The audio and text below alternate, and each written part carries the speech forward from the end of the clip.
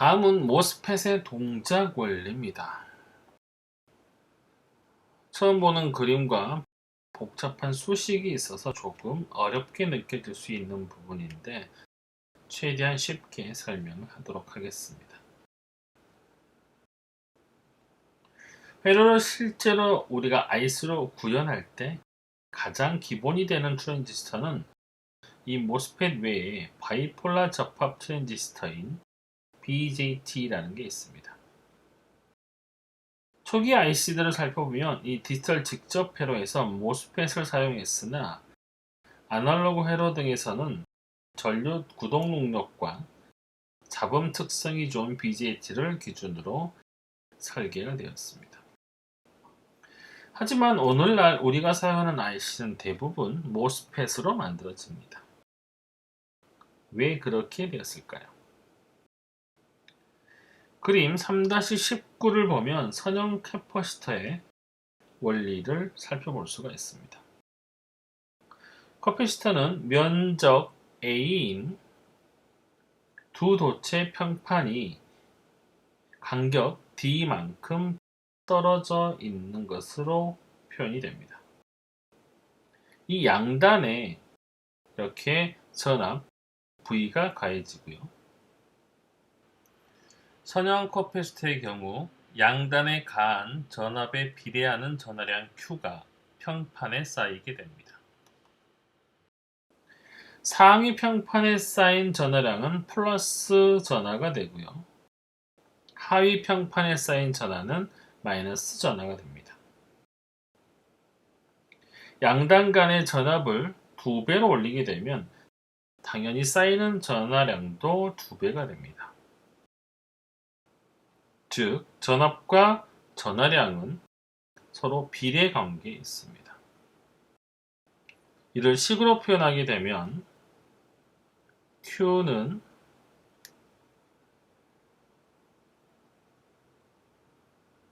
V라고 보시면 되죠. 비례 연산자를 둥으로 바꾸기 위해서는 여기에 비례 상수를 곱해주면 됩니다. 따라서 Q는 Q equal CV로 표시할 수가 있죠.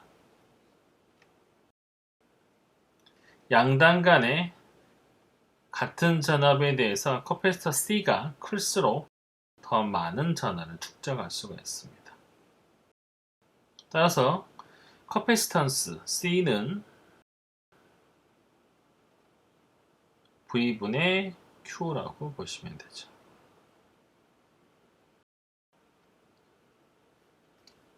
이는 일정한 양단 간의 전압에 쌓을 수 있는 전하량, 다시 말해서 전하 축적 능력을 캐퍼시턴스라고 부릅니다. 전하가 축적되면 두 평판 사이에는 전기장이 발생하고요. 이 전기장 내에 전기 에너지가 보존이 됩니다.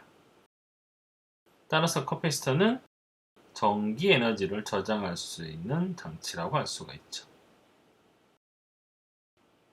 자, 이제 이 캐퍼시턴스 C를 결정하는 요소를 살펴봅니다. 일정한 양단 간의 전압에 대해서 평판 면적 A가 클수록 이에 비례해서 더 많은 전하를 축적할 수 있겠죠. 또한 이 양 극 간의 간격 D가 좁아질수록 더 많은 전하가 축적이 됩니다. 자, 이를 수학적으로 표시하면 C는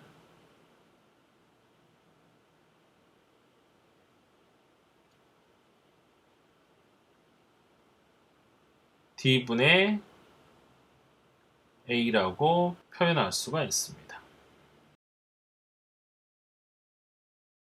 이 식에서 비례 연산자를 제거하게 되면 여기에 이렇게 엡실론 기호가 들어가게 되죠. 비례 기호 대신에 이퀄로 바뀌고요. D분의 A가 됩니다. 그래서 D는 이 평판 간의 간격이 되고요. A는 이 평판의 면적이 됩니다. 비례상수는 주 평판 사이에 존재하는 유전체 유전율, 이게 엡실론입니다. 유전상수 값이 큰 유전체로 채워질수록 커피스턴스가 커짐을 알 수가 있습니다. 따라서 단위 면적당 커피스턴스는 C-로 표시하고요. 얘는 A분의 C라고 표현할 수가 있어요. 얘는 다시 D분의 엡실론이 되는 거죠.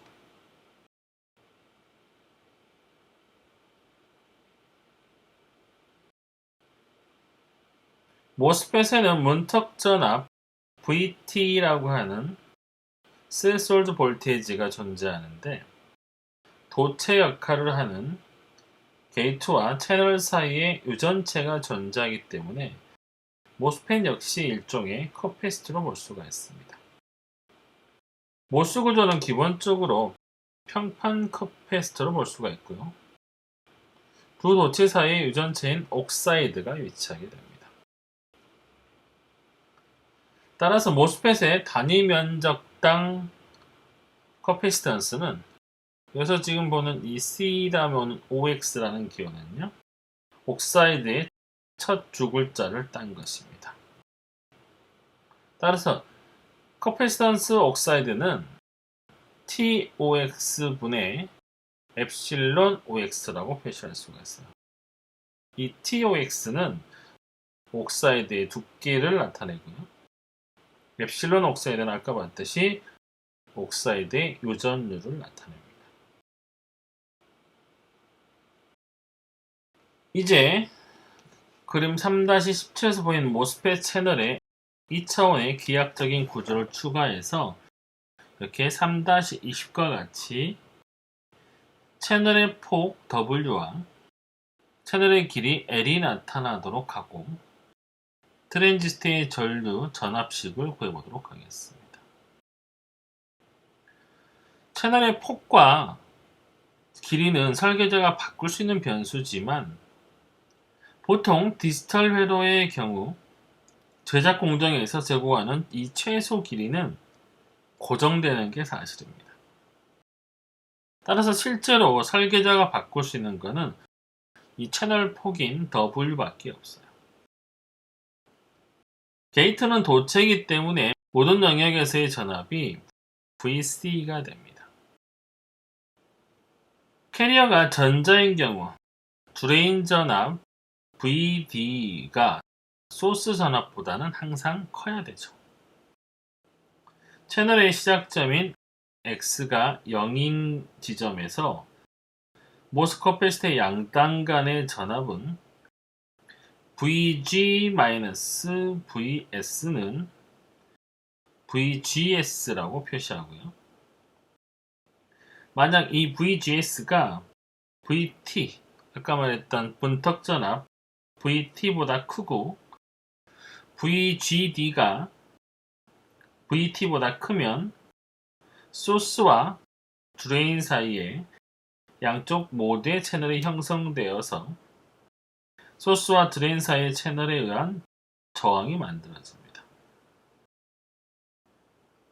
이 채널은 전자의 모임이기 때문에 양당 간의 전압이 클수록 전해량의 농도가 높아집니다. 따라서 소스 부근에서 채널이 두꺼워지고 드레인 쪽으로 갈수록 이렇게 점점 얇아지는 것을 알 수가 있어요.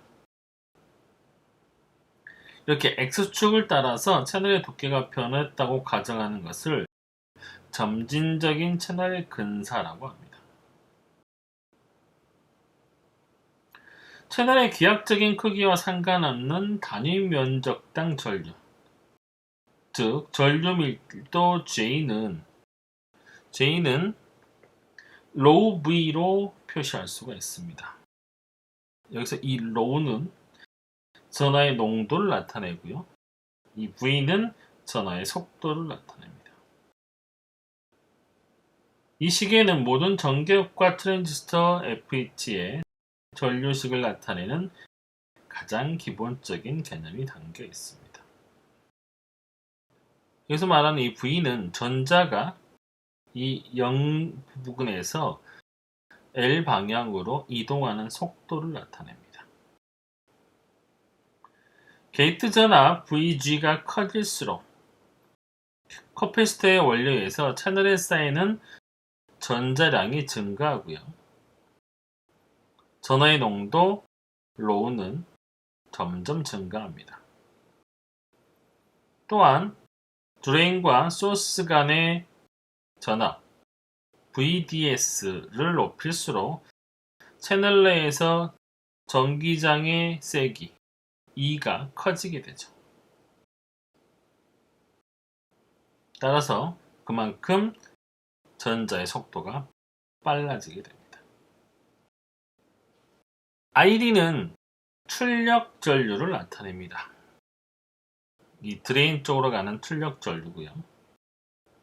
전류 밀도 J의 채널에 의해서 기하학적인 크기 정보가 추가가 됩니다. W는 채널의 너비가 될 거고요. D는 채널의 간격. 그림 3-20의 3차원 모형에서 소스에서 드레인 쪽으로 통과하는 면적을 보면 채널 두께가 점점 얇아지는 걸 알 수가 있죠. 따라서 출력 전류 ID는 X가 2분의 L 지점의 평균 두께 D와 채널 폭의 곱으로 계산할 수가 있습니다. 따라서 이걸 계산해 보면 ID는 WD 곱하기 로우 V가 되는 것이죠. 이제 전체 채널에서의 전자농도 로우를 구해봅니다. 이거는 아까 봤던 2분의 L 지점의 평균 두께인 D분의 C 옥사이드 가로 열고 VGS. VGS는 게이트 전압 V와 소스 간의 전압차고요. 마이너스 VT, 이거 문턱 전압이고 2분의 VDS가 됩니다. 2분의 VDS는 드레인과 소스 사이의 전압의 평균치가 되겠습니다. 모스펫의 게이트 소스 간의 문턱 전압 VT를 넘어서야 채널이 형성되기 때문에 X는 2분의 L 지점에서 실제로 채널에서의 전자의 형성에 기업하는 전압은 바로 이런 식으로 구할 수가 있는 것이죠. 여기에 단위 면적당 커패시턴스 C 옥사이드를 곱하면 단위 면적당 전해량이 되고, 따라서 농도 로는 단위 부피당 전자량이기 때문에 이거를 채널의 평균 두께 D로 나눠주면 되는 것이죠. 전기장 E는 변이에 대한 전압의 변화율을 의미하기 때문에 양단에 전압이 걸려 있다면 전기장의 세기는 양단 간의 전압 V를 양단 간의 길이 L로 나눈 값이 돼서 E는 L분의 V가 됩니다. 따라서 전자의 속도는 이 L분의 VDS를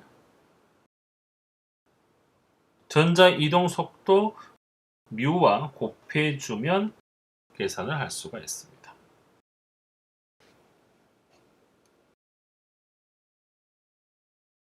이 앞에 있는 식에 의해서 다음에 출력 전류 ID가 결정되는데요. 2분의 뮤 C 옥사이드 곱하기 L분의 W, 그 다음에 E 가로 열고 VGS-VT 곱하기 VDS-VDS의 제곱이 됩니다. 이거는 트랜지스터가 완전히 턴 온 될 경우에 VDS가 아주 작은 값이기 때문에 여기 보이는 이 제곱항은 별 의미가 없습니다. 그래서 이거를 제거하게 되면 출력 전압 ID는 이 식과 같이 근사하게 됩니다. 디지털 회로에서 게이트의 논리값 파이가 가해져서 VGS가 VDD로 일정할 때 출력전압 VDS와 출력 전류 ID의 B는 트랜지스터의 턴온 저항이 되는 것이고요. 따라서 옴의 법칙으로부터 다음과 같은 식을 유도할 수가 있습니다. R은 I분의 V이죠. 이거는 요 식에 의해서 이렇게 근사가 됩니다. W를 크게 할수록 전하가 많이 흐르기 때문에 이 식에서 트랜지스터의 턴온 저항이 작아지는 걸 관찰할 수가 있습니다. 따라서 모스 스위치가 온될 때 이 식 3-11, 이게 3-11식입니다. 이 식에 따른 스위치의 온 저항이 존재함을 알 수가 있습니다. 현재는 공정이 발달함에 따라서 트랜지스터의 채널 길이 L과 옥사이드 두께 TOX가 점점 작아지고 있습니다. 이를 트랜지스터가 비례 축소한다고 합니다. 옥사이드 두께가 얇아진다는 것은 공급 전압에 대해서 옥사이드 내의 전기장의 세기가 강해짐을 나타내죠. 실리콘 물질의 고유한 특성으로는 어떤 특정한 임계치를 넘어서면 이 옥사이드 방막이 파괴될 수도 있습니다. 따라서 이러한 소자의 신뢰성을 고려한다면 공정이 진보할수록 공급 전압을 낮춰야 됩니다. 다음은 모스의 우수성을 한번 보도록 하겠습니다. 집적도의 관점에서 모스펫이 우수한 점은 식 3-10의 전류식에서 보듯이 전류의 크기가 폭 W와 길이 LD에 비례한다는 점을 알 수가 있습니다. 이렇게 L이 짧아져서 W가 같이 줄어들어도 L분의 WB를 유지하게 되면 전류의 세기는 그대로 유지할 수가 있습니다. 직접도를 좌우하는 트랜지스터의 채널 면적은 WL이기 때문에 이 큰 면적의 모스펫이나 작은 면적의 모스펫 모두 같은 전류 구동 능력을 갖게 만들 수가 있습니다. 이에 반해서 바이폴라 접합 트랜지스터의 경우는 출력 컬렉트 전류는 이미터의 면적 A에 비례합니다. 따라서 이미터의 면적을 줄이게 되면 상대적으로 전류의 크기가 감소해 버리기 때문에 트랜지스터를 비례 축소할 수가 없습니다. 이러한 근본적인 차이 때문에 모스펫이 현재 트랜지스터 시장을 석권한다고 볼 수가 있죠. 전류 구동의 관점에서 모스펫이 훨씬 더 스케일링에 용이하기 때문이죠.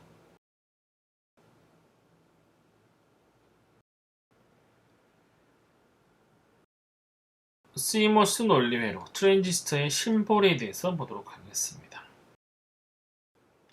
그림 3-23의 A는 일반적인 모스펫의 구조를 흉내내서 심볼로 표시한 것입니다. 여기에 게이트 G, 소스, 드레인 등을 나타낼 수 있고 회로에서는 바디를 생략합니다.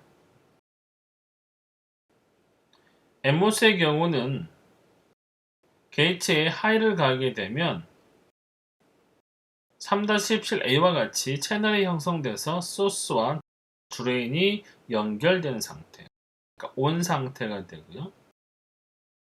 L을 가하게 되면 채널이 형성되지 않아서 소스와 드레인의 관계가 이렇게 끊어지게 됩니다.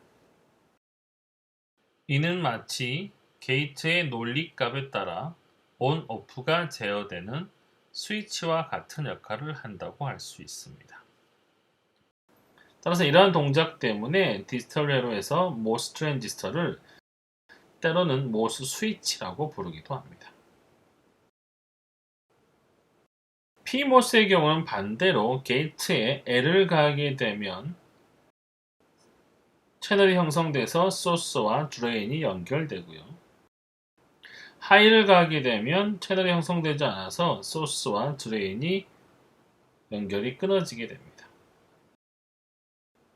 즉, NMOS와 반대로 동작하기 때문에 NMOS 스위치의 게이트 논리값에다가 낫게이트를 통과시키는 것과 같다고 볼 수가 있습니다. 따라서 PMOS는 모스 스위치의 낫게이트를 상징하는 작은 버블을 붙여주게 되고요. 이는 마치 모스 스위치의 게이트에 반전된 제어 신호가 입력되는 것과 같습니다.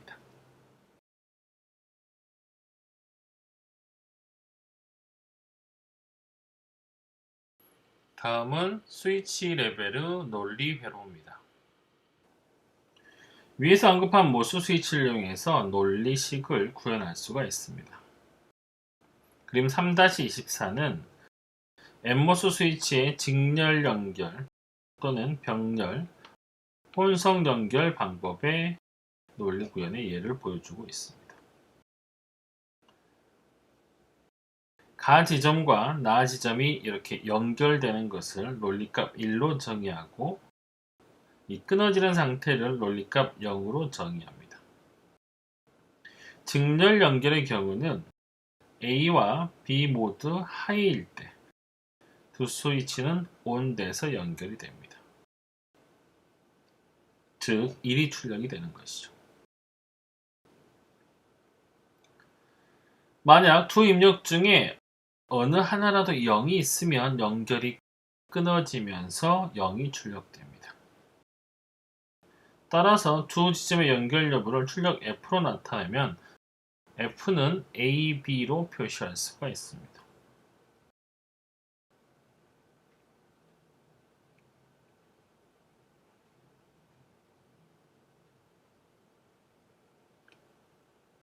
이 연결은 AND 논리를 구현하는 것이죠.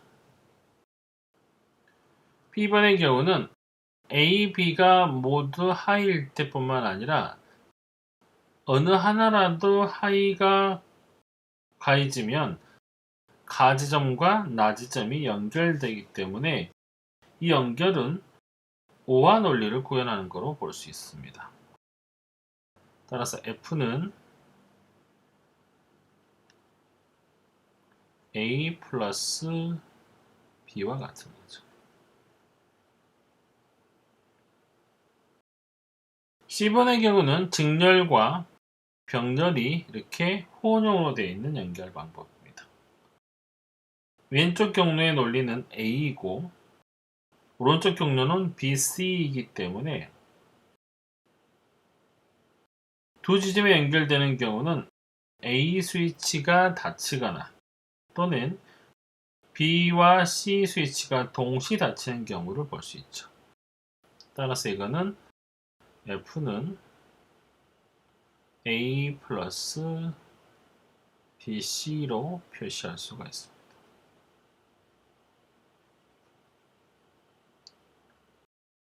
이거를 다시 PMOS 스위치 논리 회로로 구현할 수도 있죠. 여기서 A번은 A와 B가 모두 L일 때 두 스위치는 연결이 되는 구조입니다. 만약 두 입력 중에 어느 하나라도 1이 있으면 연결이 끊어지기 때문에 0으로 출력이 되는 것이죠. 따라서 이 지점의 출력 여부를 식으로 표시해 보면 F는 A바 B가 되는 것이고요. B바가 되는 것이고요.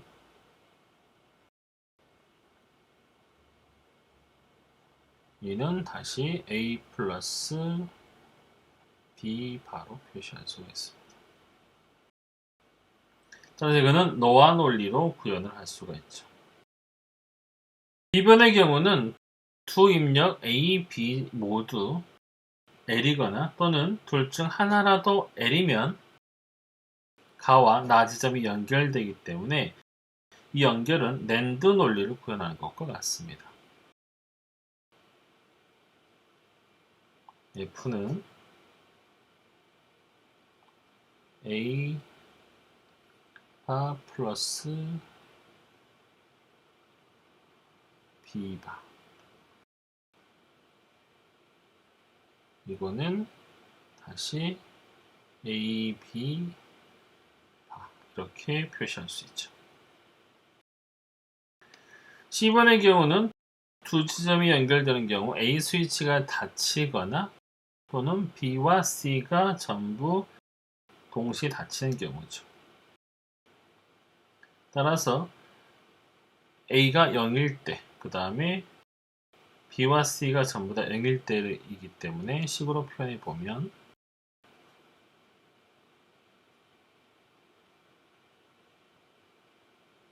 A바 플러스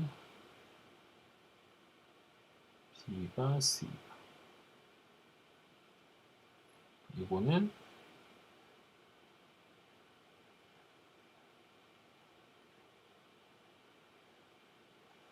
이렇게 표현할 수가 있죠.